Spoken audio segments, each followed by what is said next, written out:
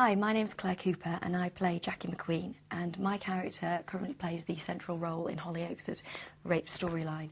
Today I'm going to be speaking to Fiona Elvine from Rape Crisis, and we're going to be discussing the issues around consent, the facts and the myths about rape, but also the aftermath, what support is there for people after a sexual assault. Hi Fiona, thank you for joining us. Can you tell us a little bit about Rape Crisis and how the organisation does things and works? Sure. Rape Crisis is a support organisation for women who have survived rape or childhood sexual abuse or any form of sexual assault, no matter how long ago it was, so historic cases and recent cases. There's about 50 Rape Crisis centres, there's a little bit more now I think, across England and Wales, offering a variety of services from face-to-face counselling, advocacy, training, therapeutic groups, some holistic support, and also there's a national helpline for women that need to disclose, just to begin with, take those first little steps. Okay. Obviously I'm doing a really delicate subject with the story that I'm telling at the moment, and something that I've thought about is the fact that consent seems very difficult to prove and define. What are your views on that? I think consent actually isn't that difficult to define. If we really put it down to the simple terms of what consent is, we know when we're having sex with someone if they want to have sex with us. You know, throughout the whole course, you know, consent is ongoing. You have to continually be negotiating consent. Just because you've said yes at the beginning doesn't mean you consent to absolutely anything that happens in that entire encounter. So even during intercourse, a woman can still say no? Definitely. You can say no at any point. It's not ongoing that you've given consent. Also, the fact that you've had sex with someone before doesn't mean that you've got ongoing consent for any sex that they want to have later on or any type of sex that they want to have. What are the clear ways that a woman can signify her consent? Again, I think that we need to think really practically about what it's actually like when you're in that moment with someone. So rather than someone thinking about ways that they can clearly show they are giving consent, we need to be thinking about ways that a man can be sure that someone is consenting.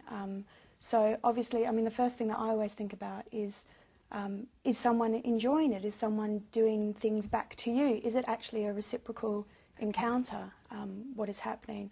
As I think, you know, enough people know by now, consent doesn't mean that you have to be saying yes. Not giving consent doesn't mean you have to be saying no. It's about actually showing throughout the process that it's consensual, it's something that you want to be doing. And understanding each other's body language. Yeah. Okay. Fiona, would you say that it's only rape if a woman fights? No, I mean, if you think about what we just said, it's not only rape if a woman fights. What happens a lot of the time if someone is being raped is you can go in complete shock. You know, this is a man that you thought you could trust, this is someone that you have trusted, this may be someone that you wanted to have sex with up until that point, and suddenly something about the way he was having sex with you or the way that he was approaching you made you scared, or you didn't want to do it anymore. And so the body's response in that instance can be to freeze. I think about it in terms of a rabbit in the headlights, which a lot of people know about. The body response just is completely overwhelmed by the shock of what's happening. Do you think there's any steps that a woman should take in order to keep herself safe? When we're thinking about rape, I think we need to be really clearly putting it in the context that it's a crime. And so the person who has the responsibility to ensure that the crime is not committed is the criminal, the potential criminal. So instead what we need to be thinking about is we need to be thinking about the steps that men can take to ensure that a woman is consenting. And what would you say? Ask her. Right. Yeah. Okay, so ask her. Yeah, really base it. Ask her. If you see that someone is scared, if someone's reciprocating, look into someone's eyes. You can see in someone's eyes whether or not they're really okay with what's going on. Something that I find really interesting is that you refer to rape victims as actual survivors. Can you explain why you do this? The best way I think that I can explain it to you is I think about a plane crash, and if there's been a plane crash and some people have died and some people have walked away, you know, the people that have walked away are survivors of the plane crash, the people that have died are victims of the plane crash.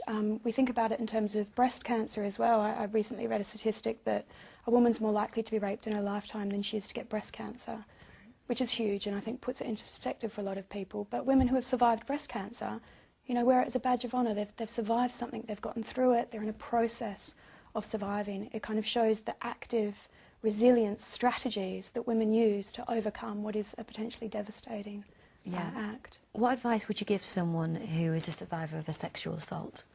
I would say you can get through this. You can get through this.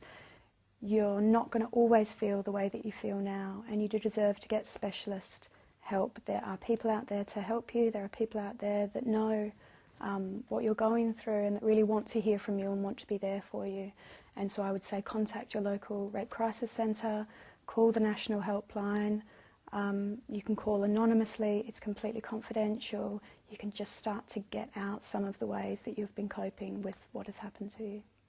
Thank you. Thank you very much, Fiona. Pleasure. Thank you. Thank you, Great help. Claire. Thanks. Cheers. If you or anybody you know has been affected by this storyline, please visit e4.com/Hollyoaks or go to www.rapecrisis.org.uk where you can find support.